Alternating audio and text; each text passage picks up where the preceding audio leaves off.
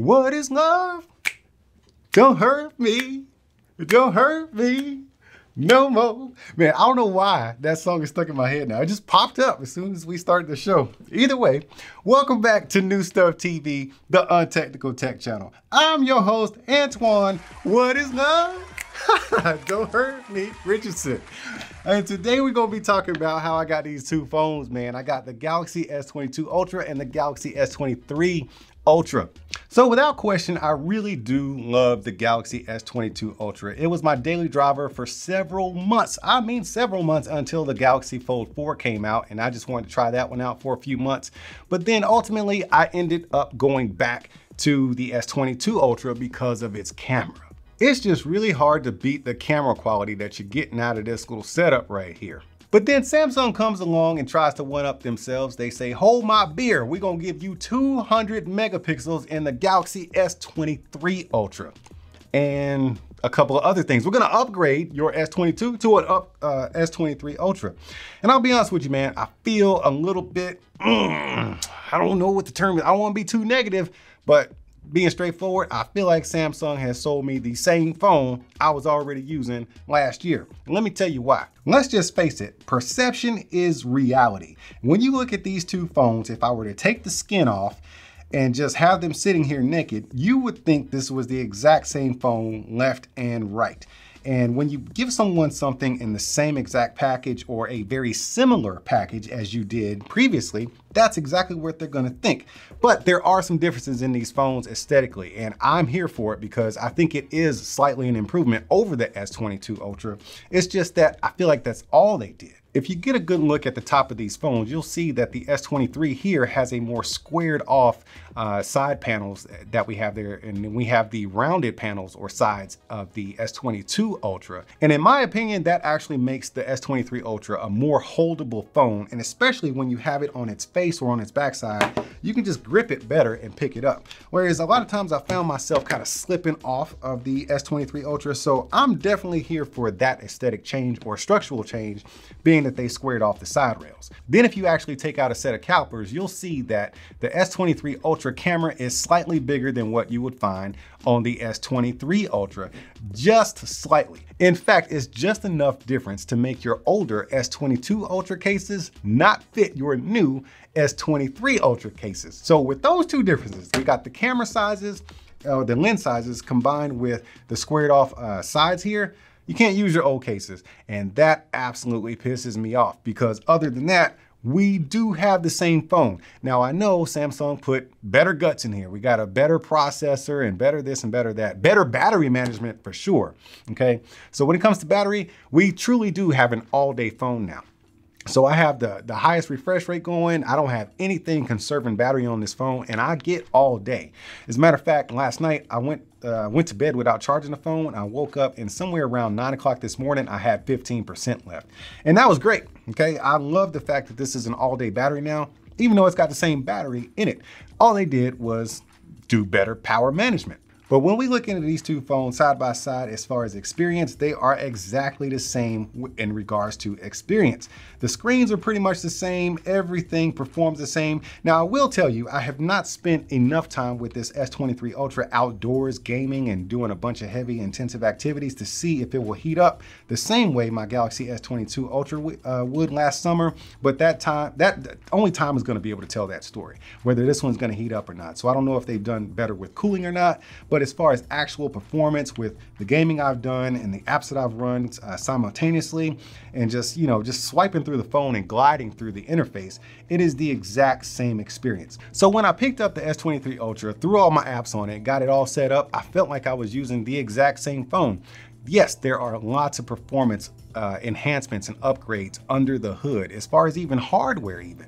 But as a consumer, as a customer, I truly do feel like I'm using the exact same phone. It just has better grip and a slightly better camera. And when I say slightly, I'm not talking, hey, look at this photo and then look at that photo. I'm talking about we're taking the same pictures with these things, even though this is a 200 megapixel camera array.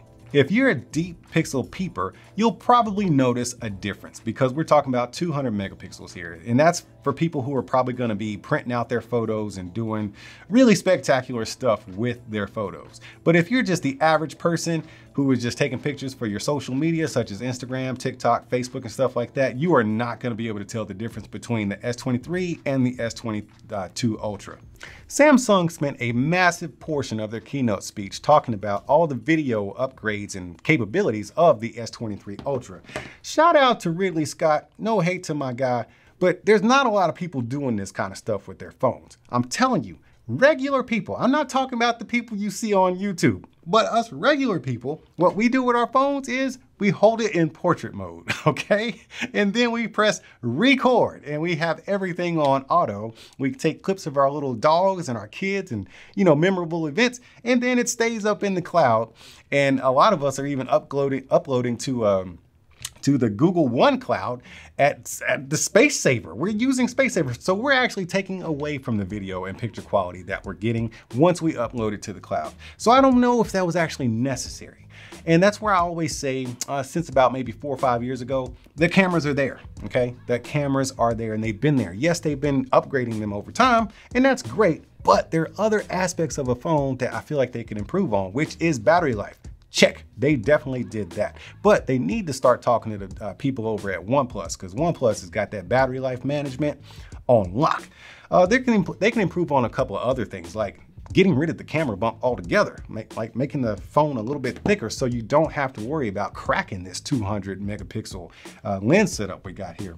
So many other things I wish that phone companies would focus on other than video and picture enhancements that are really just made for professional photographers. Yes, this is Samsung's Pro phone, being that it is the Ultra, but I do feel like they just basically put the same stuff in a slightly different package and said, hey man, give me some money for it. You know how sometimes they say this could have been sent in an email or in a text message? Yeah, that's kind of how I'm feeling about this phone. I feel like most of this stuff could have been accomplished with a nice fat firmware update. So for those of you looking to upgrade from an S22 Ultra to an S23 Ultra, I'm not really sure if that's a great idea. Unless battery management has been a deal breaker for you and you're just wanting to get that better battery life, I just don't see the package there. I really don't. Same form factor, same everything, same experience with Android and One UI.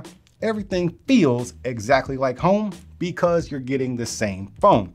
You're just getting better battery management and definitely some upgraded picture and video features. But if you're coming from a different Android phone, such as a Google Pixel or an older OnePlus phone or something like that, the S23 is absolutely a beast of an upgrade. Like, this is light years better than what I found in the Google Pixel 7 Pro even, and that's the latest Google phone.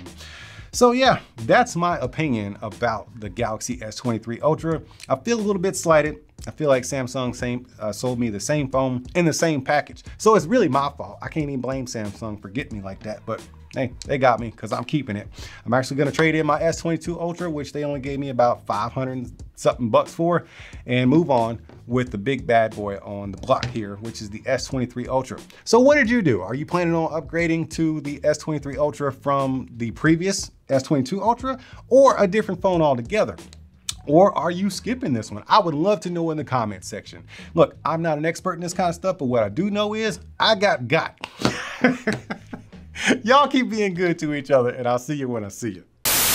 All right, so let me get this straight, man. You made it through this whole video from beginning to end without hitting the like button, you didn't hit the subscribe button, and you didn't even bother hitting the notification bell, so you'll be alerted when I get some new stuff up in here. I see how it is, though. It's always the one closest to you. You keep on doing you, boo-boo. See you when I see you.